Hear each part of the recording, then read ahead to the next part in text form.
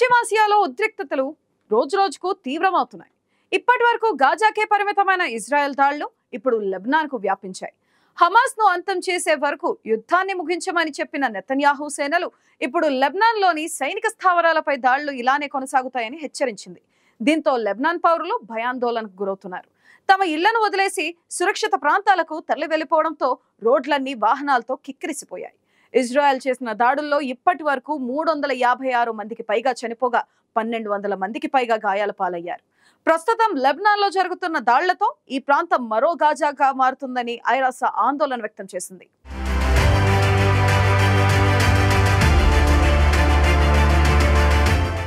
ఇన్నాళ్లు Hamas Israel మధ్య జరుగుతున్న యుద్ధం ఇప్పుడు లెబనాన్కు వ్యాపించింది. గత వారం పేజర్లు వాకీటాకీల పేలుళ్ల నుంచి కోలుకోకముందే వైమానిక దాడులకు తెగబడింది.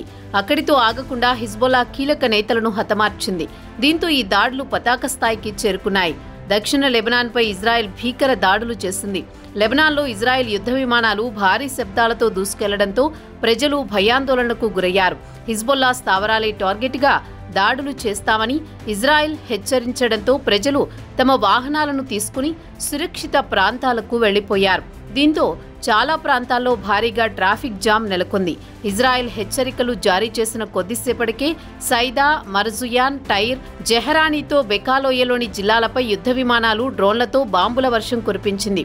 ఇప్పటి వరకు ఈ దాడుల్లో 356 మంది మృతి చెందగా 1246 మంది గాయాల పాలయ్యారని లెబనాన్ ఆరోగ్య మంత్రి ఫిరాస్ అబియాద్ తెలిపారు. మృతుల్లో 21 మంది చిన్నారులు, 31 మంది మహిళలు ఉన్నారని వెల్లడించారు. ఇజ్రాయెల్ దాడులకు దక్షిణ లెబనాన్లోని గ్రామాలు వణికిపోయాయి. వేల మంది పౌరులు ప్రాణాలు అరచేతిలో పెట్టుకుని బీరుట్ వైపు పారిపోయారు. దీంతో రాజధానికి వెళ్లే దారులన్నీ కిక్కిరిసిపోయి ట్రాఫిక్ జామ్లు ఏర్పడ్డాయి. హిజ్బుల్లాకు చెందిన దాదాపు 1300 లక్ష్యాలను ఢీకొట్టామని ఇజ్రాయెల్ ప్రకటించింది. ఇజ్రాయెల్పై ప్రతీకారం తీర్చుకుంటామని హిజ్బుల్లా వార్నింగ్స్ ఇస్తుంటే ఇజ్రాయెల్ మాత్రం హిజ్బుల్లా క్షిపణుల నిర్వీర్యమే లక్ష్యంగా ఈ దాడులు చేసినట్లు తెలిపింది. 2006లో ఇజ్రాయెల్ హిజ్బుల్లా మధ్య 34 రోజుల పాటు యుద్ధం జరిగింది. ఆ తర్వాత ఈ రెండింటి మధ్య మరోసారి భీకర స్థాయిలో యుద్ధం జరుగుతోంది. మరోవైపు ఇజ్రాయెల్కు చెందిన 2 సైనిక స్థావరాలపై తాము 125 రాకెట్లను ప్రయోగించినట్లు హిజ్బుల్లా ప్రకటించింది.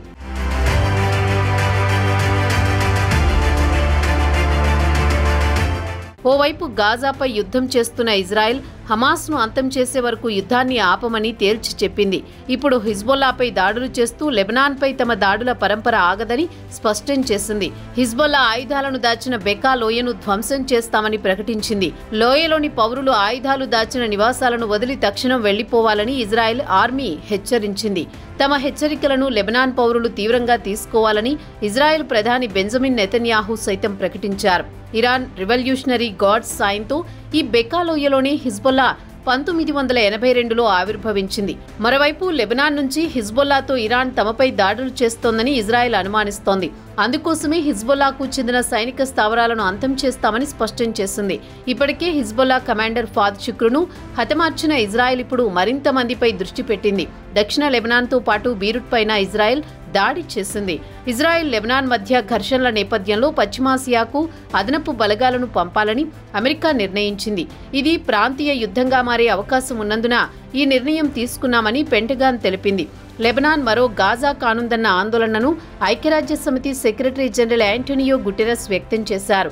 ఈ ఉద్రిక్తతలు ఆపాల్సిన అవసరం ఉందని, లేకపోతే యుద్ధం పశ్చిమాసియాలో మరిన్ని ప్రాంతాలకు విస్తరించే ప్రమాదం ఉందన్నారు.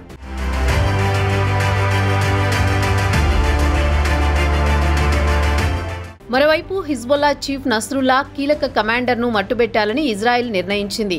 ఇప్పటికే దాదాపు 6గురిని తుదముట్టించిన ఈ ఐడిఎఫ్ దళాలు తాజాగా అలీ కరాకీ అనే కమాండర్ కోసం వేట మొదలుపెట్టాయి. సదరన్ కమాండ్కు నేతృత్వం వహిస్తున్న సీనియర్ హిజ్బుల్లా కమాండర్ అలీ కరాకీ లక్ష్యంగా ఇజ్రాయెల్ వైమానిక దాడి చేసినట్లు ఇజ్రాయెల్ ప్రకటించింది. అయితే ఇజ్రాయెల్ చేసిన దాడుల్లో ఆయనకు ఏమైందన్న విషయం మాత్రం బయటకు రాలేదు. కానీ కరాకీ సురక్షితంగానే రహస్య ప్రదేశంలో ఉన్నట్లు హిజ్బుల్లా ప్రకటించింది. మరోవైపు ఇజ్రాయెల్ దళాలు ఆచితూచి స్పందించాయి. తాము చేసిన దాడి ఫలితాలను తర్వాత వెల్లడిస్తామన్నాయి. ప్రస్తుతం సౌత్ లెబనాన్లో హిజ్బుల్లా కార్యకలాపాలు మొత్తం కరాకీ కనుసన్నల్లోనే జరుగుతున్నాయి.